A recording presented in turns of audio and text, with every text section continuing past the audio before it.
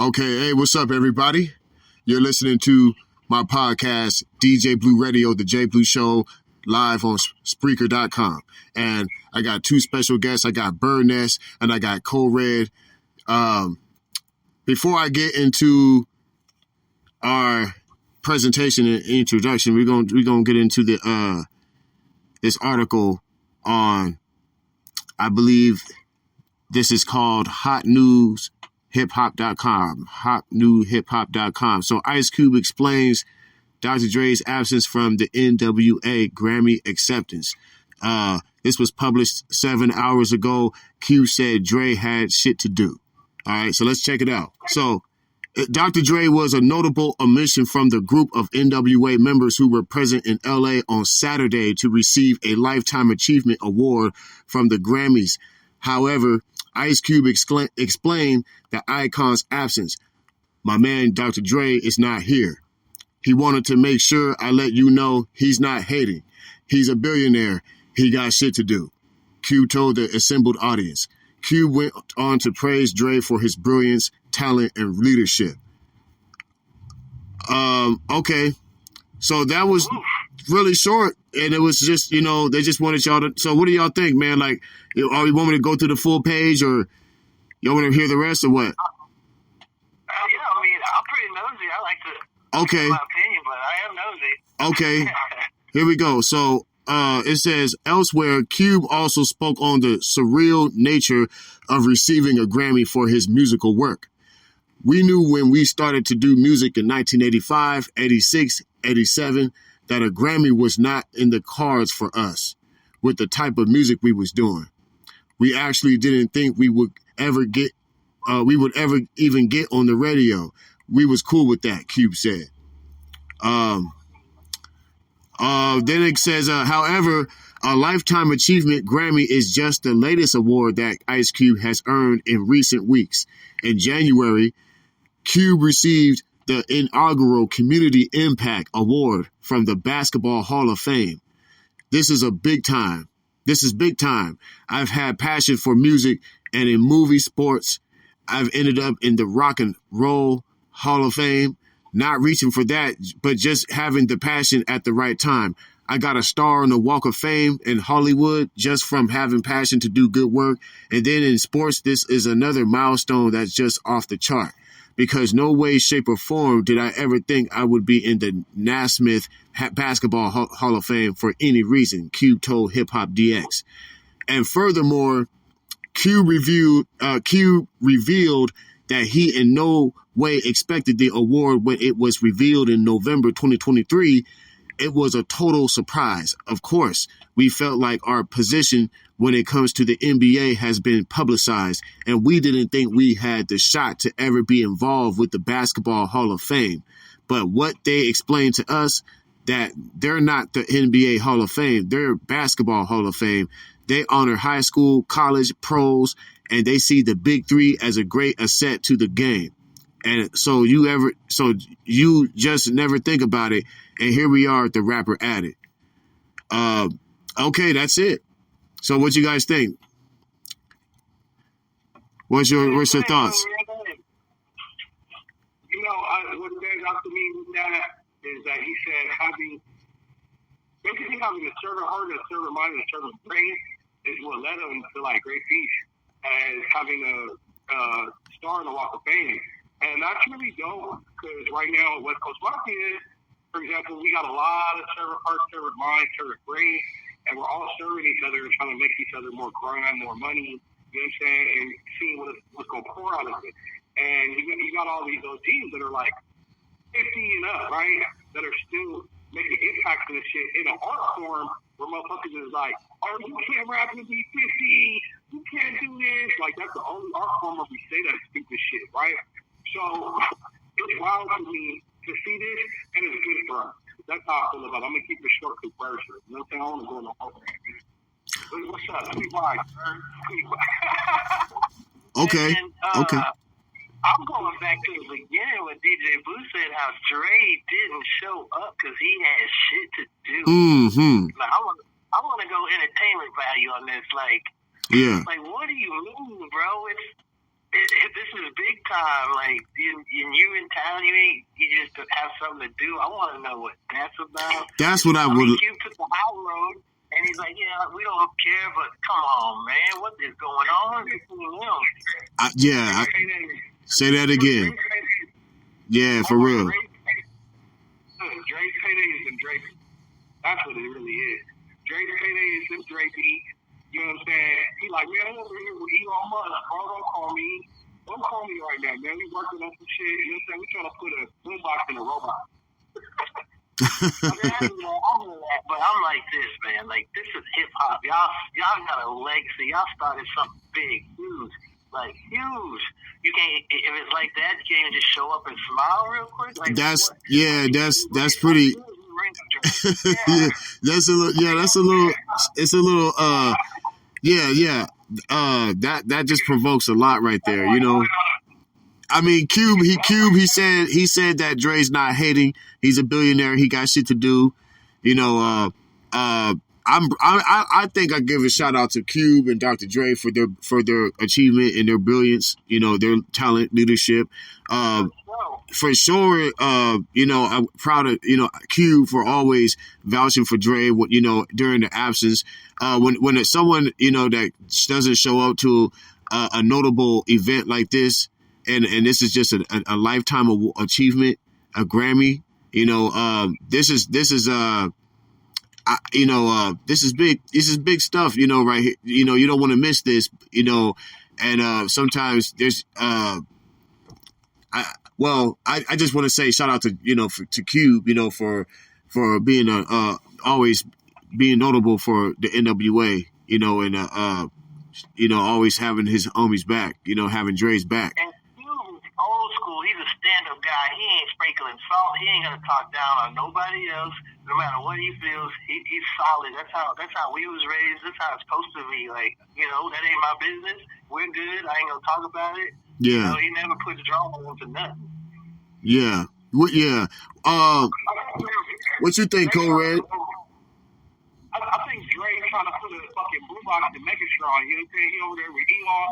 Do we know that next time Dre sending Elon and Dre's home? You know what I mean? We know your niggas is over there being high off weed and shit. Like, but someone that's gonna get the recovery want to see you. How about that for a comment, man? Kode Red, I fucks with you big, dog. And me, you, and JBlue had a super group of we getting a Grammy. And you rich, I'm rich, he rich. We all within 30 minutes of each other. And you talking about, I got shit to do, I ain't coming. Bro, there's problems. Like, get your rich ass over here for 30 minutes to celebrate with us. Yeah, I think there's been some moments where there's been some moments where Dre would talk about that he's never been out of his studio for more than 2 weeks. So like he's always at work. And I guess remember that time when he was invited to at the Super Bowl and he had Snoop and Eminem and 50 Cent over there at the game at the halftime show. Remember that shit? Remember he was all like remember how Snoop told the story about how Dre got the call he was invited and Dre told Snoop about it. He's like I got invited to the Super Bowl halftime show. I'm not sure if I want to go. You remember that? Like, Snoop was like, "You what?" He's like, "You sure you don't? You're not sure you want to go? Are you serious?" He's like, "This is the first time we've been on the. This is the first time we could be at a halftime show and perform." So I guess Dre he's a shocking personality, man. Like he's like he turns down like it's like it have to be something really big for him to just take his time out and just say, okay, all right, man, I'm there. Because he don't play no games, man. That dude is a genius. That guy, I don't think that guy really goes nowhere, man, unless it's like even this, man. My girl just brought up too. She's like he could have that Marshawn Lynch thing. Like he might be socially doesn't like the spotlight. See, it could be something mental. I'm bipolar, so I can take both sides. Yeah, I'm doing the drama thing with my first answer, but now I'm like, well, maybe we don't know this, but he doesn't like that. It's hard for him to do social stuff. Like, who knows? But they ain't telling us enough, so we got to speculate. Yeah, he's pretty. He's got his.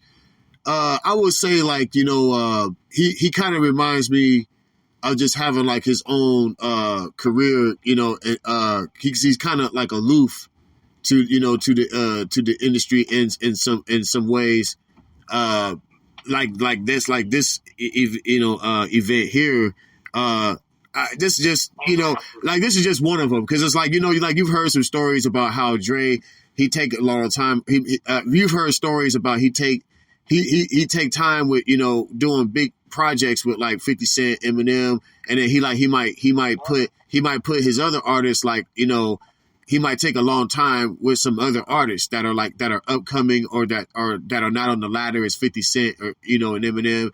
So people would always talk about how successful Dre was, but they would also say that he spent too much time on his work, and he might take a long time to do other things.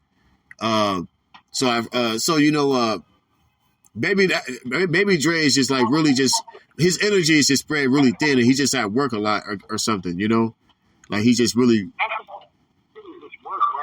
Like you gotta understand what it takes to be Dre. You gotta be like Dre probably got more pressure than fucking Hov. Cause Hov, he thought the industry out, fuck it, like that's what he did. But Dre, like the whole time he had to fight everything. This nigga had to fight, and like there's so many people just like him. Like Dre had to be there when Nipsey died, bro. Think about that shit. Fucking, he had to watch fucking Nipsey's mom on the fucking at the fucking CT award. All that shit, bro. Yeah, that's another thing, man. That's another thing. Like when you heard the story about Nipsey when he met Dre for the first, like when he thought he was going to get signed to Aftermath. Remember the first time he thought he was going to get signed to Aftermath, and he didn't, and he but Nipsey he just was like, okay, he's like, it's all good,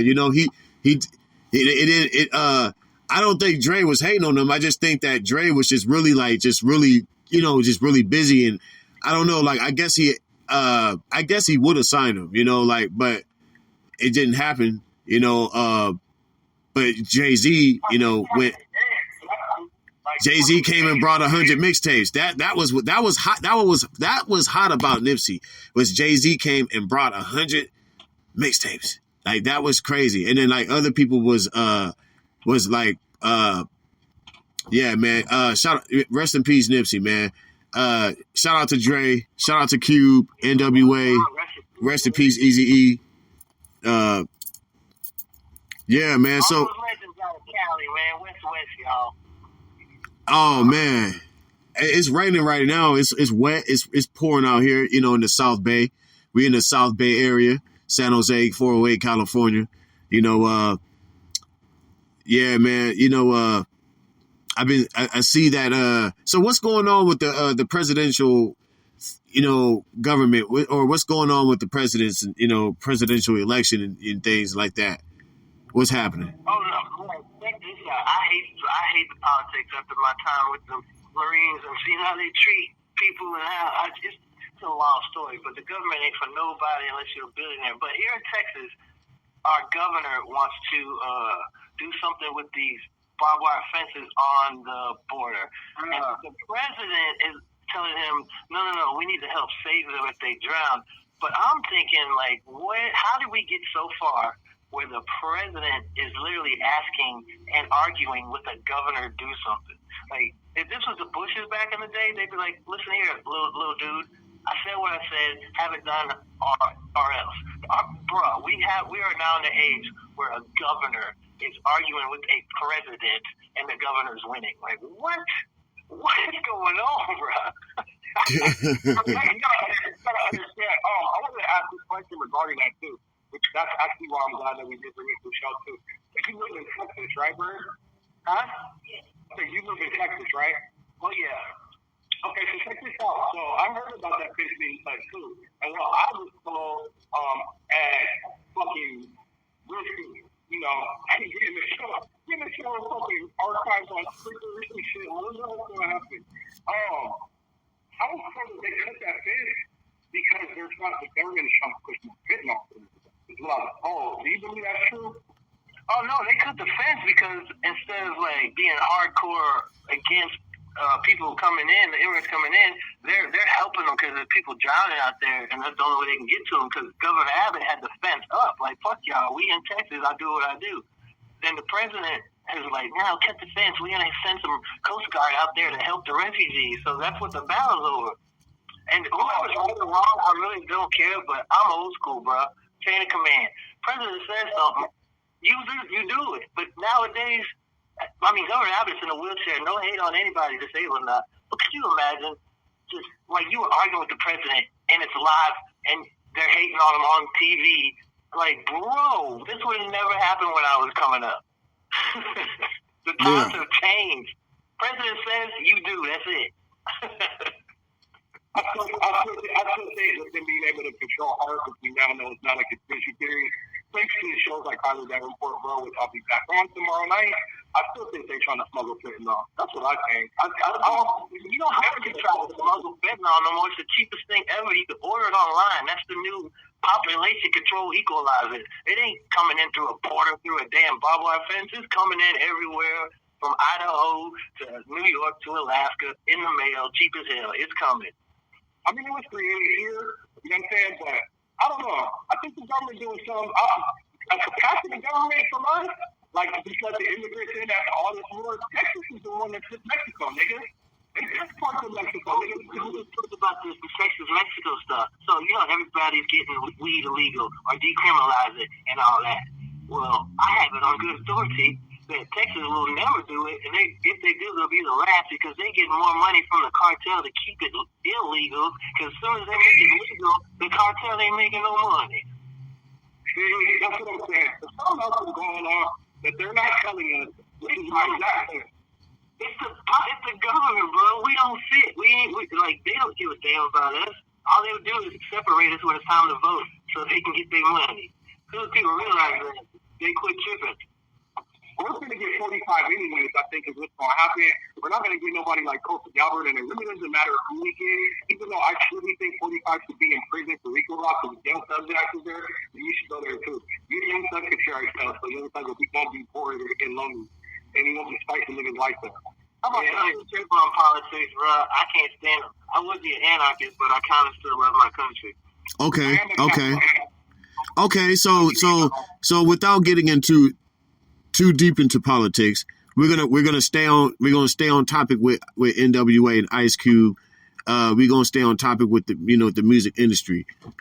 So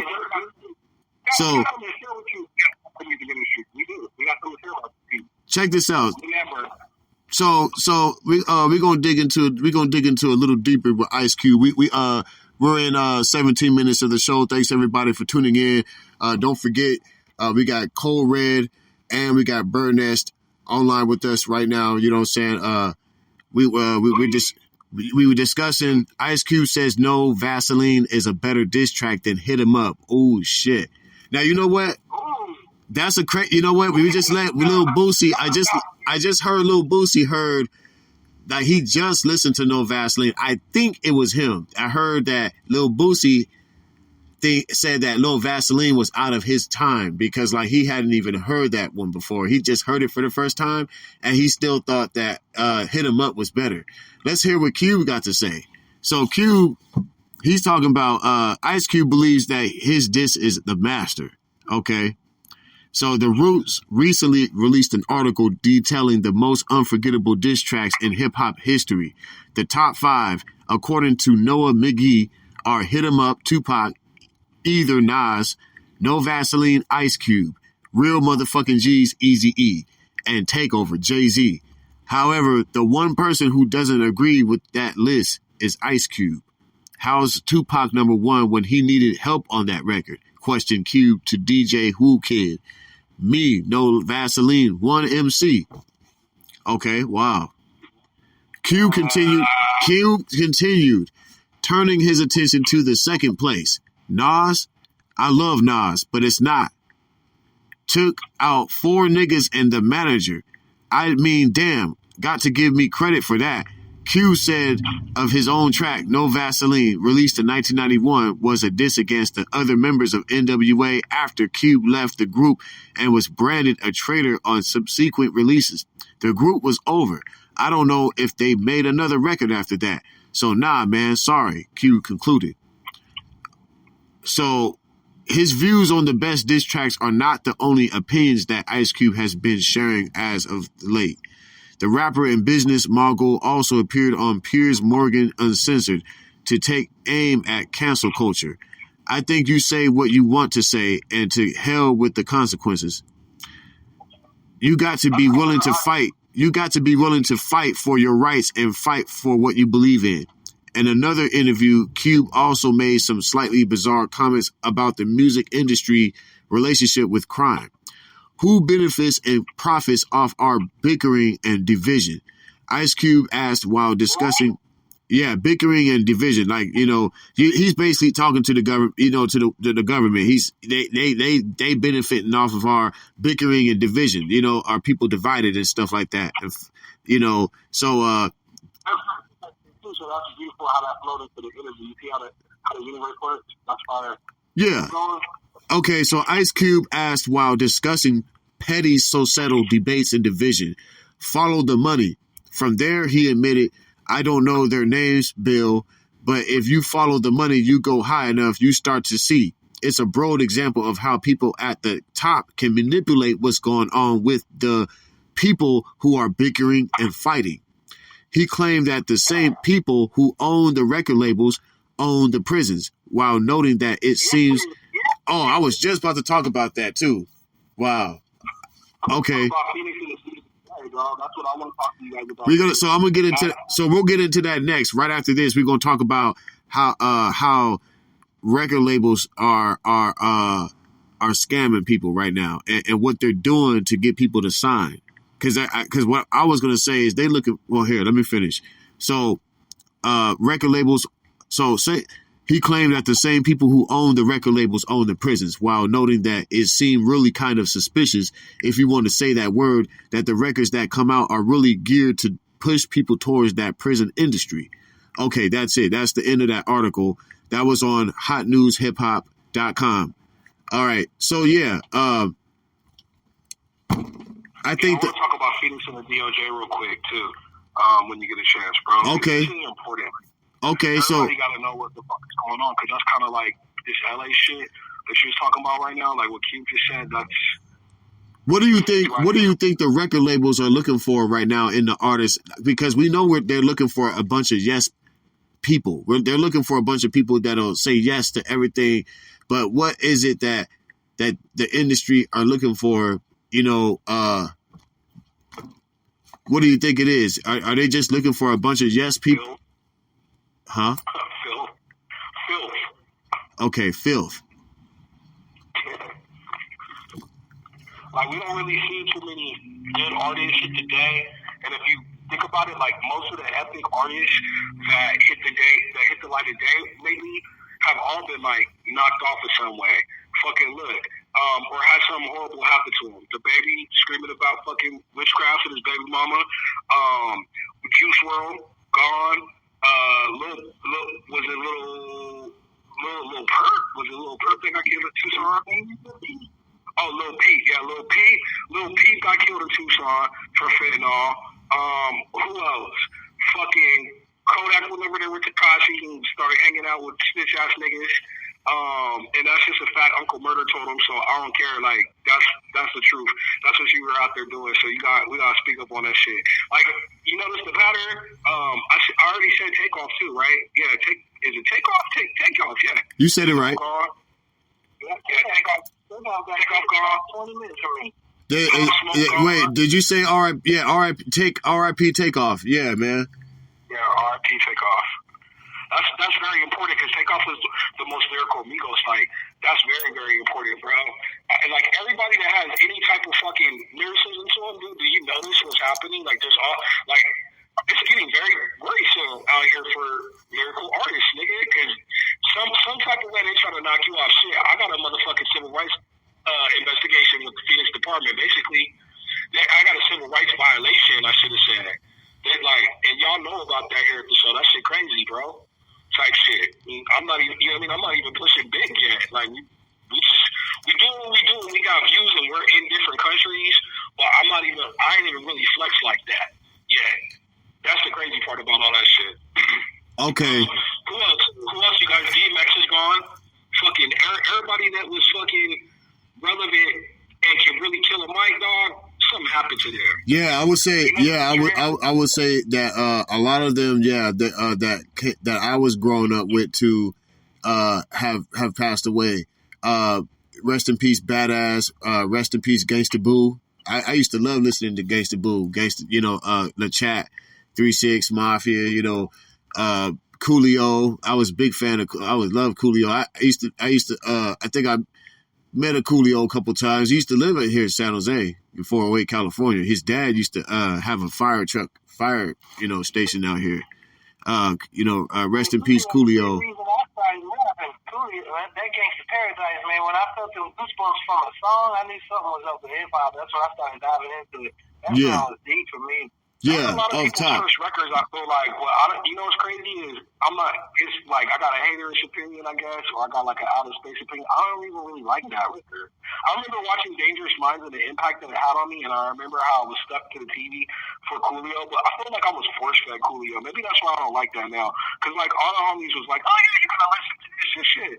I was listening to shit like Brother Lynch. You know what I'm saying? Like, they was like, for real. I was like, I refuse to lose. You know what I'm saying? I was singing that. Yeah, well, Coolio, I ain't gonna lie, man. Like, Coolio was probably one of the first rappers that I started singing to or rapping to and started to recognize it. And even then, like, when I used to hear Tupac music, I used to think it was Coolio. Because I used to think every time I heard rap, I thought it was Coolio. Because I was one of the first rappers I used to hear. My sister used to bring the Gangsta Paradise movie soundtrack in the house, and I would hear that song, Gangsta Paradise. I didn't know that was a remix to another song either. So I had to grow up and find out that a lot of these songs that hip-hop was doing was sampling. They were sampling a lot of the songs that were already pre-released. And sample somebody's stuff, make it better, put a little jazz beat and some 808s to it, and now it's something we can groove to and we feel it. So I guess Stevie Wonder was the one that came out with it, and then Coolio came out with it, and Coolio made it sound like hip hop. He made it sound, and so did Juicy Fruit when Biggie came out with Juicy Fruit. It turned that into another song, into a hit. So the record labels was really good at that. They were really good at turning in something that was from a long time ago into a new hit, and that's what. And so so did Romeo did that with the ABC. It's that 1, 2, 3. He came out with the song. Reverend, I got an uncle named P and an uncle named C. Whatever he. You know what I'm saying? Like everybody's doing that shit. That's the shit. It's still happening nowadays. Look at I don't know who it is. Burd knows who it is. Which one of these chicks sampled an old school record, and which one of these female rappers is rapping a hook and a verse from another nigga song that's on the radio right now, Burd? I know you know. I can't remember. It's not. Is it Megan Thee Stallion? Who is it? It's somebody. I think it's that beautifully challenged one they call Gorilla. Okay. Glorilla. Oh, yeah. Is it Glorilla? Oh, they copied it. They sampled a hip hop track though. Ice Spice, one of these thoughts. I'm gonna call y'all one of these thoughts. I'm sorry, I'm not trying to get you canceled with this, man. But that's the truth. What I had to say about that, the greatest diss record though, when I just stand back, because I'm a hip hop head, when I sit back and think about it, what Cube did and the words that he said and the way he said it, like he said, he was just Cube against them, against the dude's manager who was the kind of guys that like Hanukkah. So that's Afkanovsky. That's what it's called. That's big money. And then even Cali with all that MKO. But he went against that whole squad and he ate, bro, to this day when I hear that song, I'm like, ooh. Now, I would say, yeah. Tight, like, but that one's crazy. But it's mostly half of it's real, half of it's not. But when Cube did that shit on his own, after it, like, bro. See, I said it all. Used to be hard. Now you just went and saw. Like, come on, that Cube's got that, bro. Yeah. I'm a pot nigga because you know why? Because first off, fuck y'all in the quick and clean. Let's soccer. Yeah, I got it. Good. That's good. Well, Okay, I gotta give it up for Cube, because so the thing is this, Cube, he came out before Pac, but I know Pac was around, when Cube came out, and I guess he got his gangster from Cube, but the thing is that Pac, his whole story to me, what I'm tired of hearing about is, okay, like I know he was born on the East Coast and he moved out here to the West, right? And I know that his mom was a Black Panther, and I know he was shot 5 times and all that. Okay, great. We don't, but we gonna talk about the music now. Okay, that diss track, hit him up. All right. That was his homeboy, Biggie Smalls. That was a story. They used to be cool. They used to hang out. All right, it was just like Cube. It was just like Cube. But Cube he went against a whole camp. He went against a whole. So if you really think about it, because he went against Tupac went against Bad Boy. He went against Bad Boy, and he basically he talked about Biggie's wife or Biggie, Faith Evans, right? But here's the thing. That whole reason why people like that track is because of the whole East Coast, West Coast beef. That was all that was. There was no East Coast, West Coast beef to be any publicity with Cube and, dissing the NWA. That was big publicity then, because like that was, that was too hard for the radio, and people, that's a long publicity story too, but there was no big old controversy. Between. I got a gangster's point on that should win at all times. Q went against these dudes in the 80s, especially Eazy-E. He had street cred. He had every pistol he wanted. He could put 10 racks on Q's head at any time. They was outnumbering Q.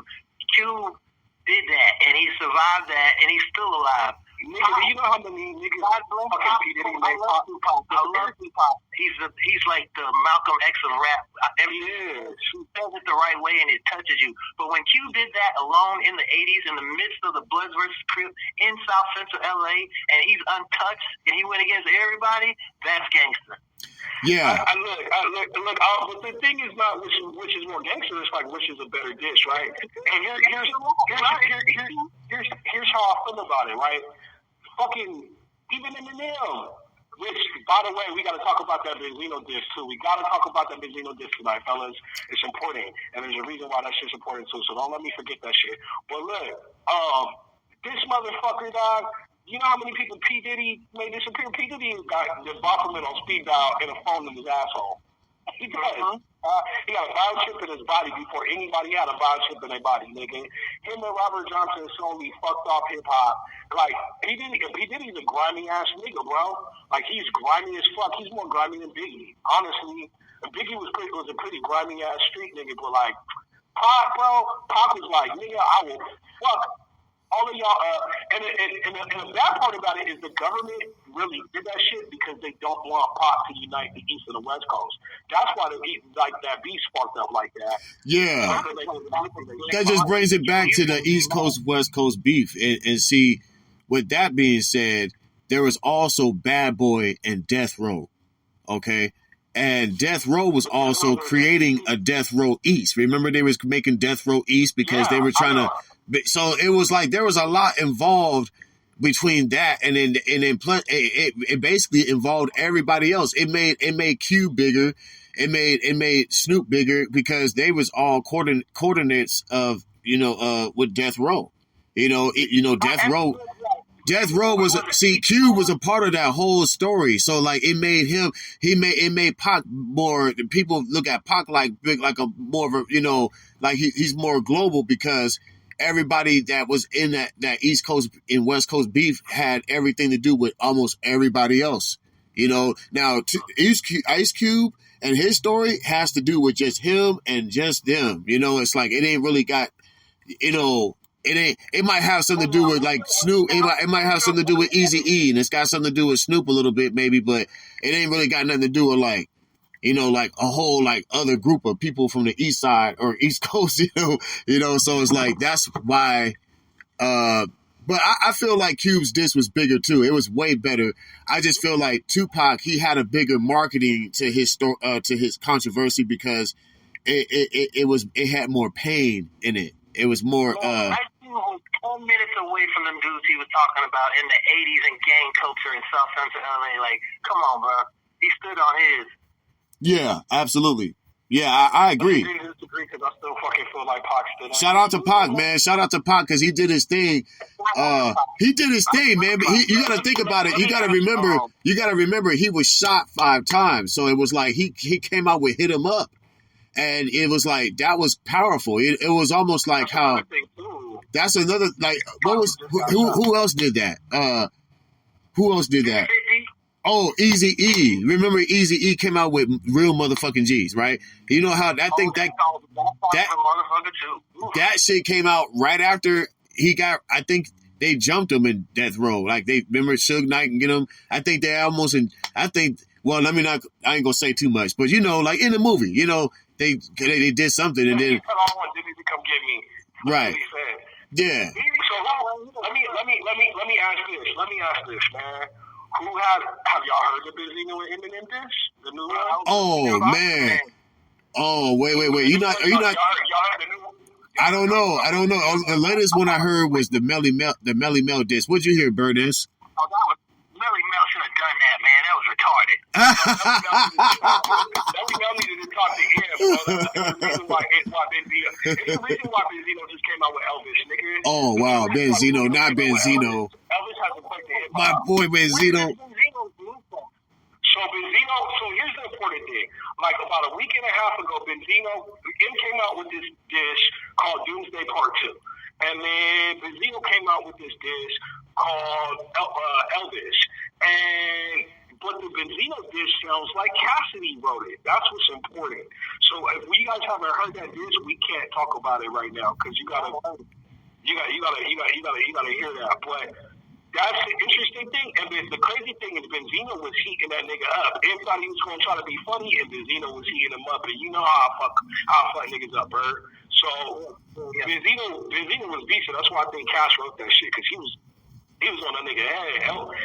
That nigga Benzino told Eminem, it's niggas that want your head in your city, and you're not saying nothing to them on record. Why? He said, why? It's wrong, man. That's like a lion worried about an ant. Bro, it's niggas that want M's head in a city, bro. Like, probably going on since he started. He gotta go talk to them niggas. Like, you can't just do that. You can't be in the same city as a nigga, and if that nigga got beef with you, not talk to that nigga, bro. I understand that Eminem ain't no gangster. He in the streets. He ain't beefing. He just can't be touched lyrically. We're not talking street shit. We're talking whack shit. Benzino basically told him, this is crazy. Benzino told this nigga, you picked on Iggy Azalea, not Iggy Pop. He told this nigga, you picked on Britney Spears. And he listed like all of his targets, and he basically, including I think Nick Cannon too, which is fucking crazy. And he told him, you pick Mariah, dog. He told him, you beef with everybody that's easy, nigga. You won't talk to nobody crazy like Kendrick. I bet you won't talk to Kendrick crazy. That's what he told him. That's fucking crazy. Wow. Yeah. Can you? I know he won't talk to Kendrick crazy because Kendrick will fuck him up. I know he won't talk to Razkaz crazy either because Razkaz will fuck him up. Cricket Eye will fuck him up. Nigga, Benzino told him that's why Cricket Eye left your label, nigga. And he told him Joe Budden don't fuck with you either, dog. That's crazy, bro. Oh, you know what? That Joe Budden. I ain't gonna lie. Joe Budden. He was pretty hard on Eminem when on a couple of albums. That one album that came out, I heard Joe Budden. He talked. He you know, he loved Eminem. He's so much, but he was so hard and critical on this one album that came out, and I said, damn. I said, I didn't know Joe Budden. I didn't know Joe Budden was snapping like that. Yeah. Are you talking about the Cricket Eye and Joe Budden joint? Yeah. I think I heard that record that you're talking about and referring to after Slaughterhouse broke up. Because I'm a big, I'm a Slaughterhouse guy. I fuck with Slaughterhouse. Burness, I agree with you. I think that Melly Mel, I think it was, what I liked about Melly Mel was this. He responded. And the thing about him is he wasn't scared. And he popped out and he talked about, you know, what was crazy is nobody didn't know this, but Pee Wee had died. So like he gave a shout out to Pee Wee in that song, and people didn't really catch that, but it wasn't important because it wasn't you coming at the Great White Hawk. So it was like, but anyway, it was dope, man, because that's like one of the first dudes that got his first awards. Like his whole what is it?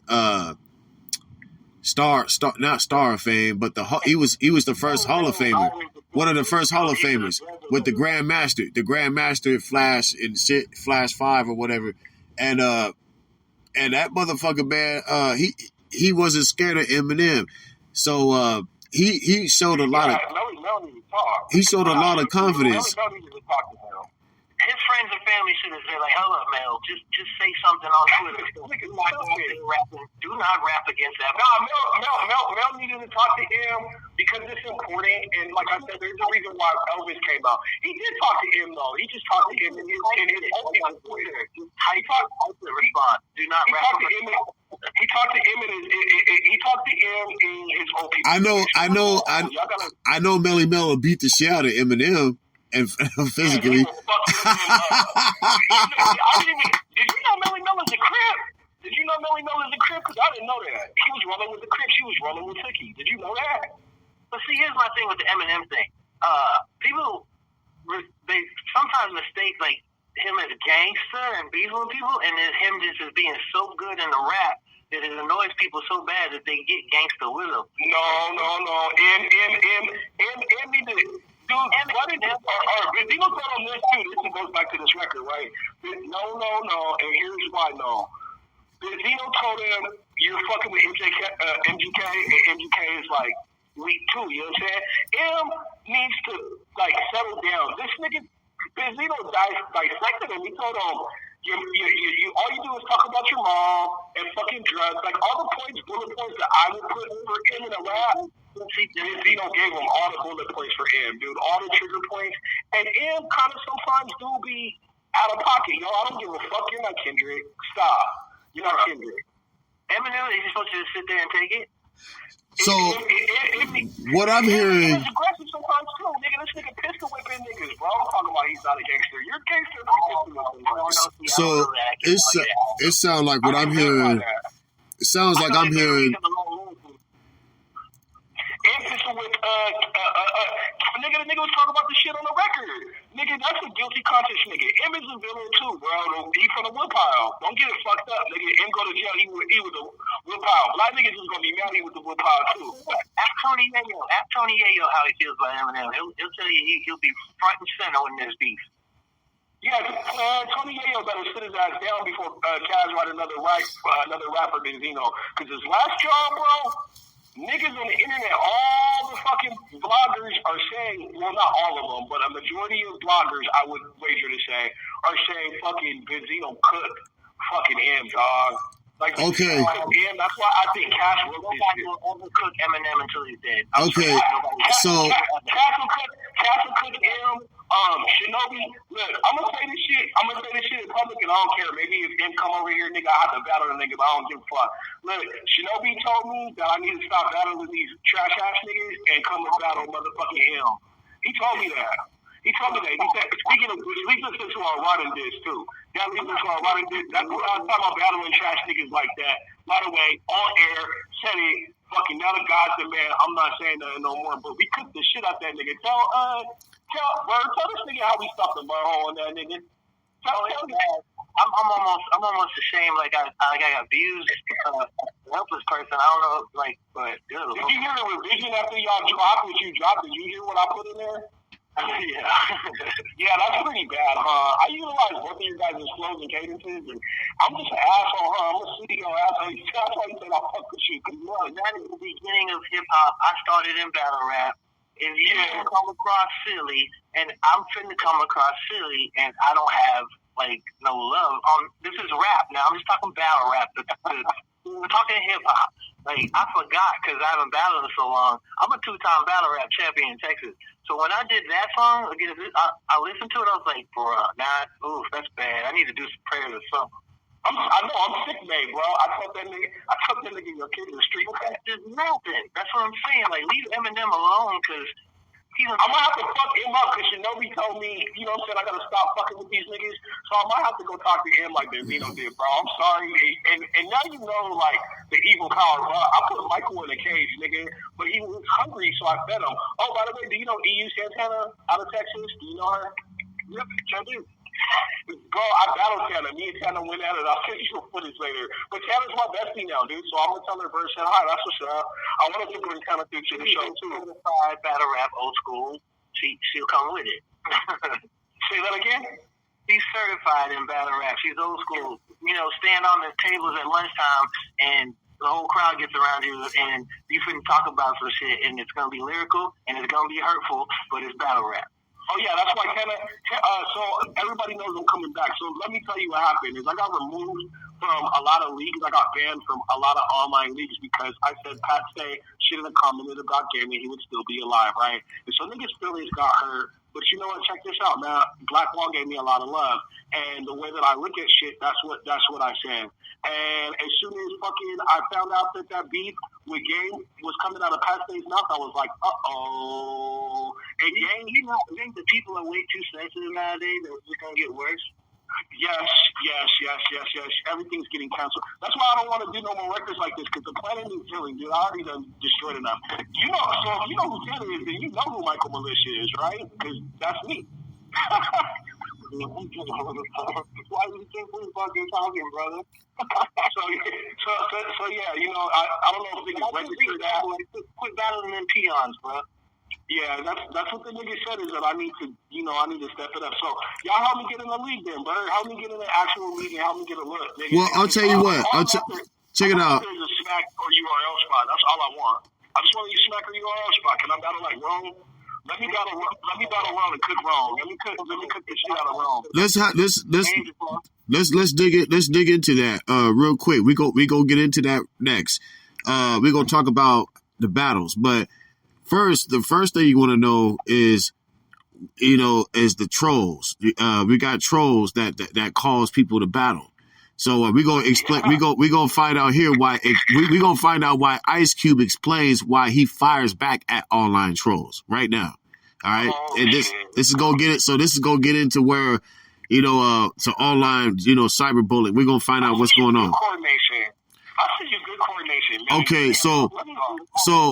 Ice Cube, okay, check this out. He says, okay, Ice Cube recently explains why he fires back at users on Twitter so often. Okay, it's not called Twitter no more, but yeah, this was published this was published July last year. It's a little, okay, Ice Cube says that it's necessary to shut down the more offensive trolls that interact with him online.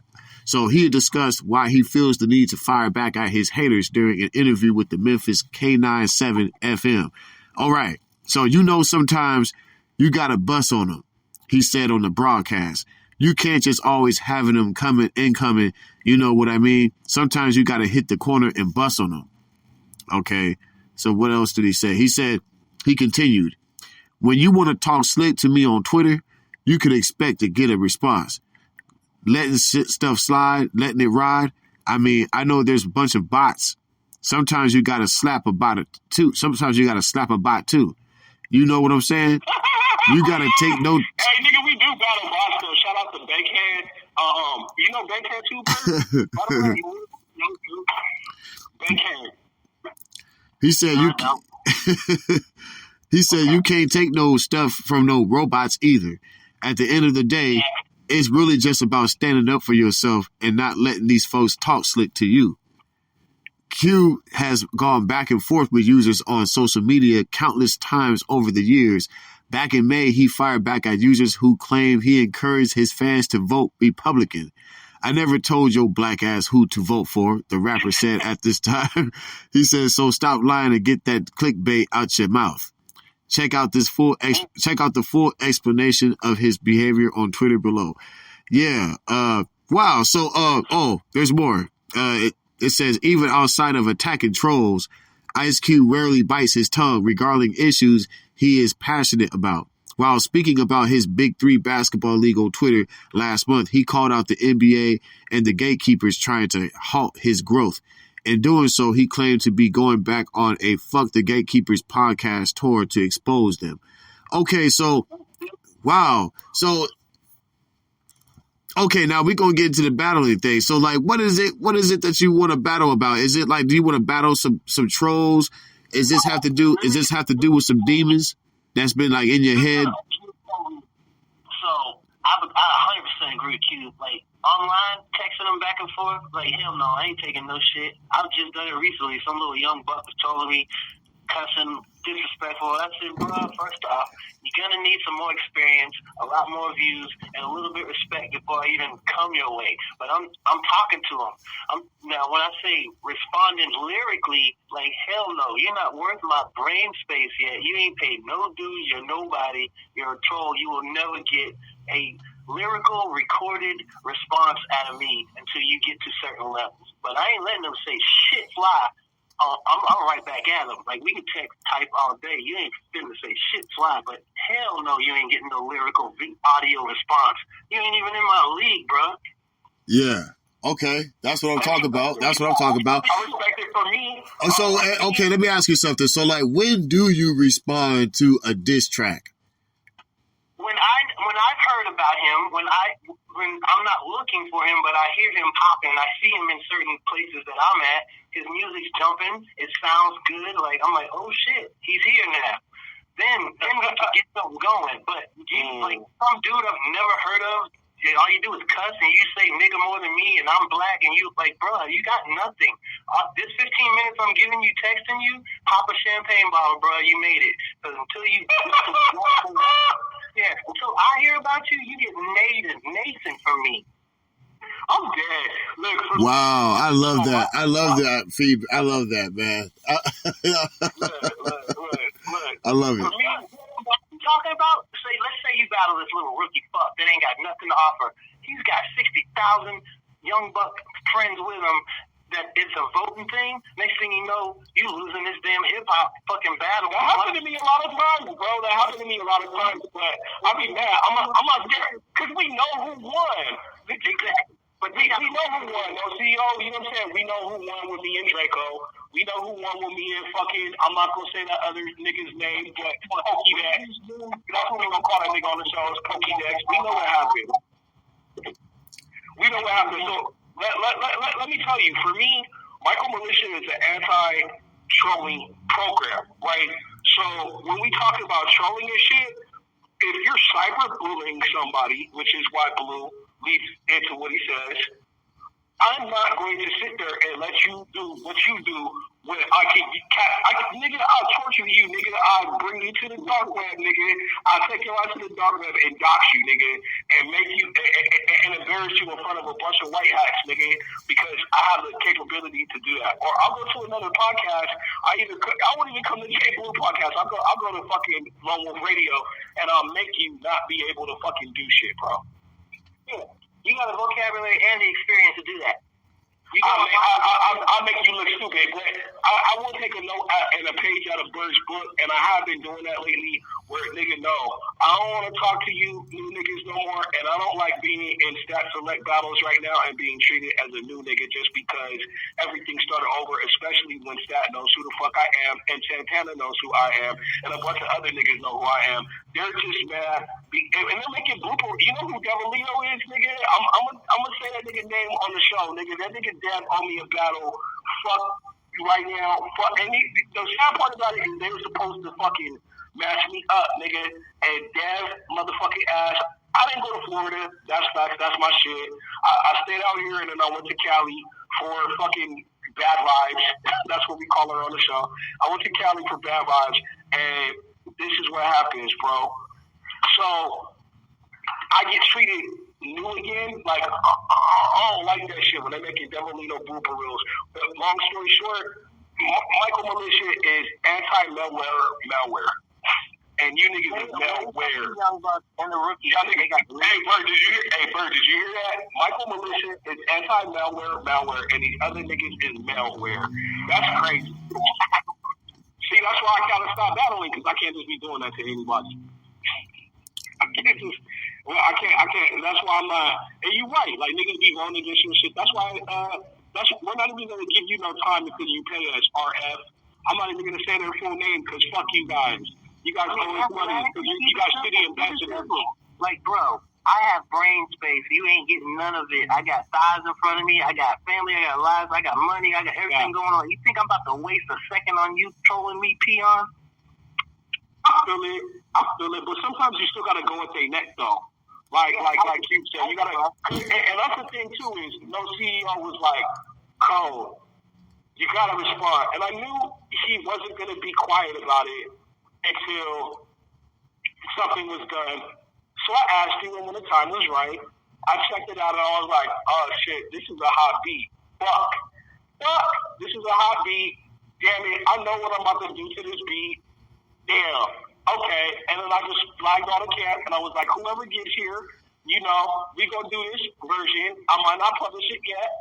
Some other shit might happen, or we might publish it and make like part 2 of that shit, and let the whole camp stomp this nigga out again." But like, how many times I gotta stomp niggas out before they stop coming around here? Until the internet stops being able to cheat and bring along trolls and outvote you, and that next thing you know, you gotta explain yourself to some nobody. See, I like the way how Burd I like how he fires back, because he fires back, saying that I'm not gonna spend no time addressing you, nothing. I got too much to lose to be spending my, a second even wasting my time, and that's a great way to fire back right there. Even if you say that to them, you might be wasting a second, but that's worth it because it'll shut them down, because you letting them know that they broke, they mentally unstable, they ain't got better shit to do but to fuck with you. And so you letting them know, like, you making them feel you making them feel very proud of themselves. if you ask me. I'm just talking shit. So this record, what is that record called? It's called Beef. Yeah, it's called Beef. Beef. Bro. And shout out my dude David Nero, who produced that for me, man. He's from Canada. He signed me on a distribution deal. Oh, it's international. I get all of his beats. That's his beat right there. Oh, that's international. That's what's up. So, thank you for the love, Canada. Blake. So for this record, Blake Canada. That's even more funnier. For this record, Blake Canada. Maybe that's what we should call it, Blake Canada. That's what we should call the record. We should call the record Blank Canada. Hey. I'm gonna say that shit. Hey, actually, we got a few more minutes, and then it'll be 1 hour. So y'all want to shout out your social media and your where we can find your music? Yeah, go ahead, Burd. Okay. TikTok, where everybody is at nowadays. Yeah. It's a Burd. That's ITZA_BURD.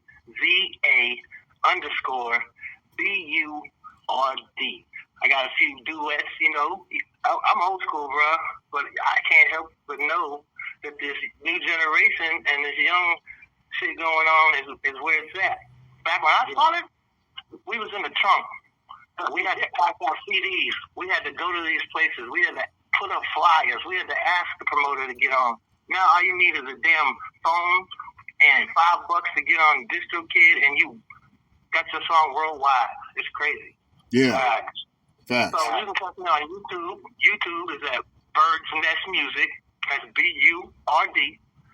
Z as in zebra. NEST Music. And instead of a C at the end of music, it's an X. So I'm rapping like I want to rap. I can only pop pills and show diamonds and ops and AK-47. I've done that shit for years. I rap about whatever. I rap about pain. I rap about love. I rap about whatever. I got country songs. I got alternative songs, dance songs. My music ain't for everybody, but my music has experience. And don't get it fucked up.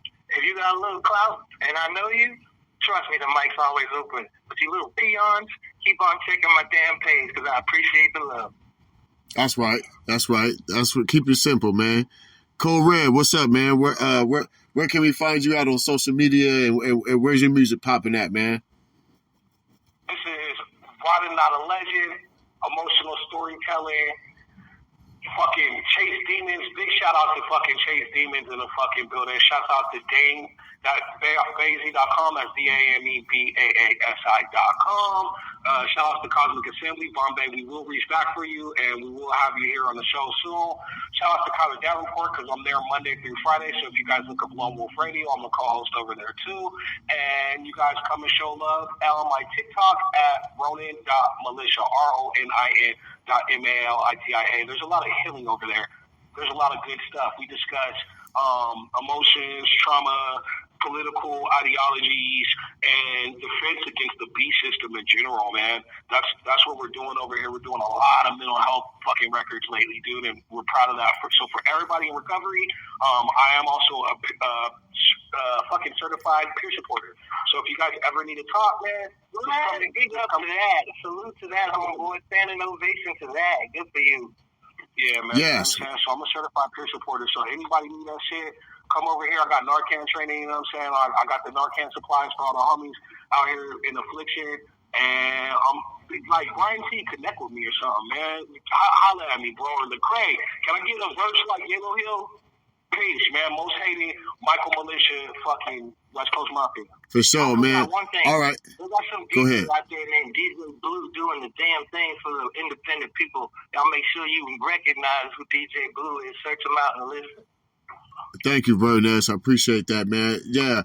Thanks for tuning in, everybody. Again, this is the JBlue Radio, the JBlue Show podcast on Spreaker.com. That's SPREAKER.com. Spreaker.com. Don't forget to check out Burd and Kode Red, and we'll be right back after these messages. Y'all have a good night. We out. Peace.